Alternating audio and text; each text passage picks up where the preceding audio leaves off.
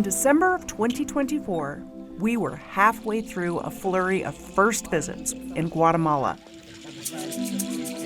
And then we were in the town of Huehuetenango with our host, Edwin Martinez from Onyx Coffee. Edwin took us to the home of Aurelio and Celli Villatoro. It was hard not to stare at Aurelio. He had an air of quiet strength about him.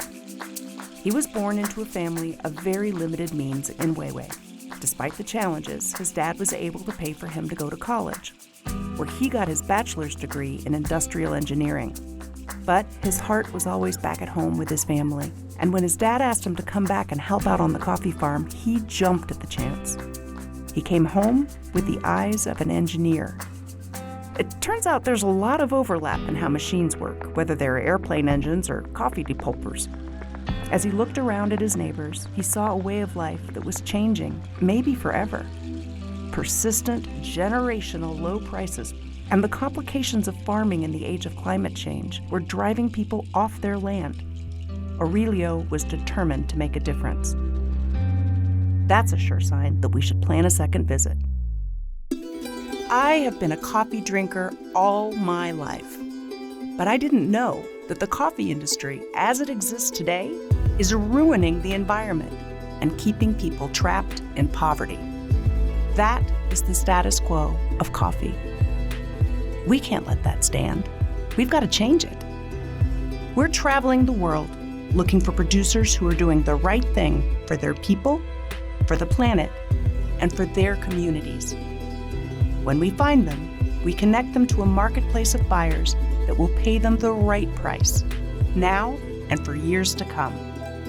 It's time to put a name, a face, and a place on every cup of coffee.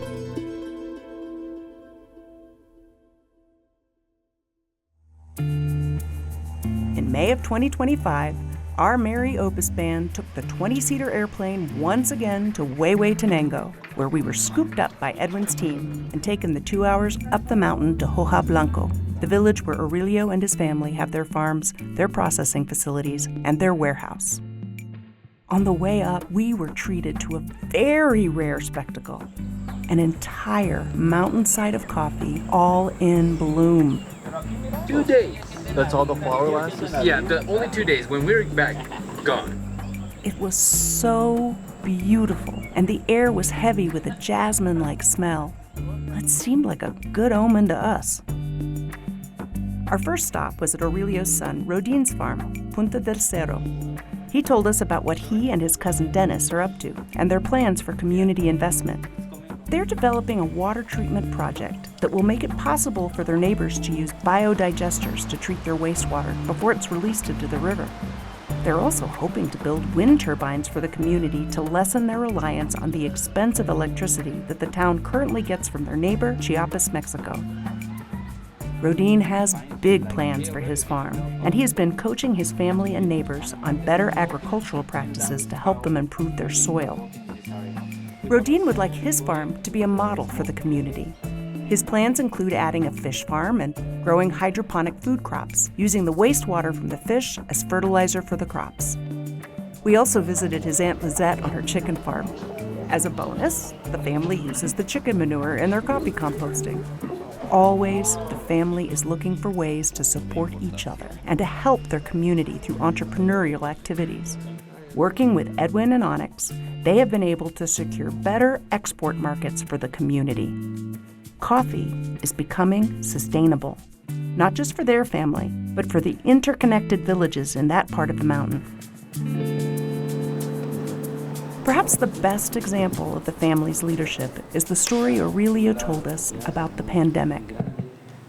Harvest in Guatemala typically ends by April, and as we all know, the world shut down in March of 2020, which meant that right when farmers had the most coffee to sell, coffee buyers stopped coming.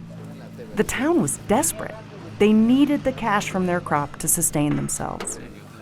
People from the town came to Aurelio and asked him to take their coffee to try and sell it with his. They were giving him their crop and trusting that he would find the best price and pay them whenever he got paid. And he was getting calls from Guatemala City saying, hey, we're looking for coffee, and I hear you've got 2 warehouses that are full. And I said, yeah. And they offer him a price. He ended up telling several, I can't, and didn't sell him a single bag of coffee because he didn't feel good about the price that they were offering. Yeah.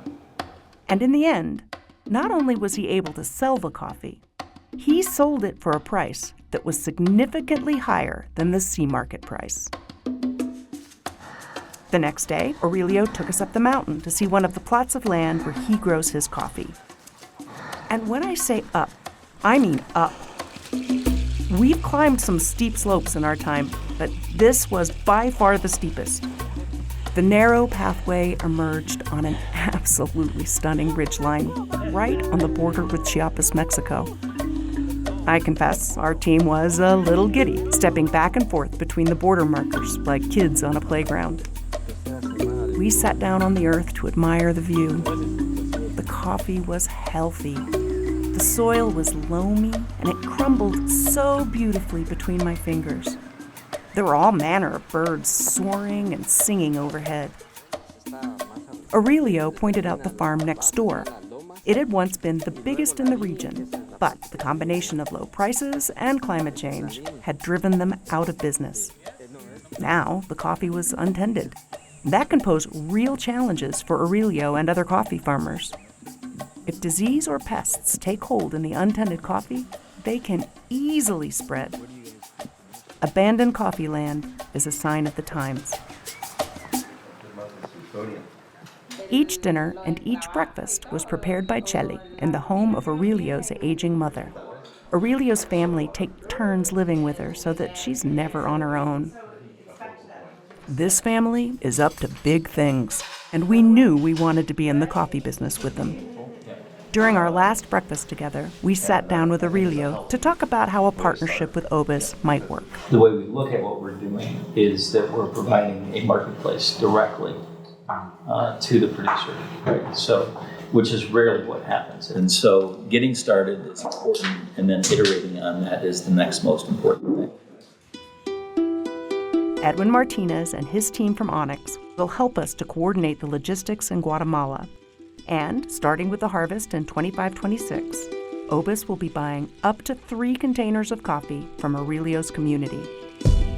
Thank you guys. It's very special for us to find people like you.